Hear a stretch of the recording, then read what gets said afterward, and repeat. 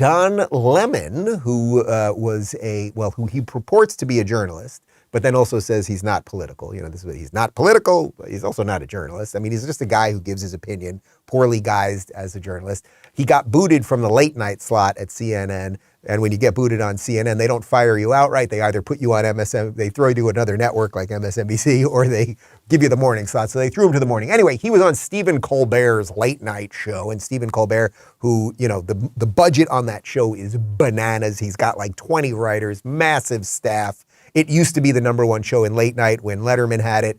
Now it is not. That's Greg Gutfeld and his band of like 3 people that he's got. Anyway, Lemon was on Colbert. And listen to what he says about CNN, and try not to fall out of your seat. And if you're drinking something, watch out for the spit take. The word on the street is that you guys aren't allowed to be liberal anymore. Is that the case? I don't think we ever were liberal. What? Yes, I don't think we ever were liberal. Not me saying that. That's the people out there saying that he's not letting you be liberal anymore. Well, listen, I think what Chris is saying is that he wants Republicans, sensible Republicans. He wants us to hold people to account. But he wants people to come on and feel comfortable with coming on and talking on CNN and appearing on CNN. So if you invite someone in your house, you want to make them comfortable. But also, by the nature of what we do, we have to hold people to account. And so that doesn't necessarily mean that we're going liberal or conservative or whatever. It just means that we are doing what we do, and that's good journalism.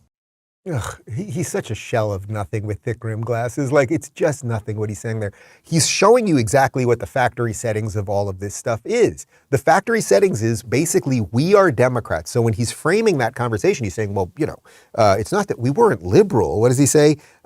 In essence, at the same time, we have to show Republicans that we're nice. Well, if you weren't liberal, then Republicans wouldn't feel that way. Notice the conversation never goes in the back. He doesn't go, well, we weren't conservative, so you know, we have to be respectful of Democrats. Like the basic default position that these people have is wrong. So then every conclusion that comes after that is always wrong. And of course, Colbert just getting up there and he's just nothing.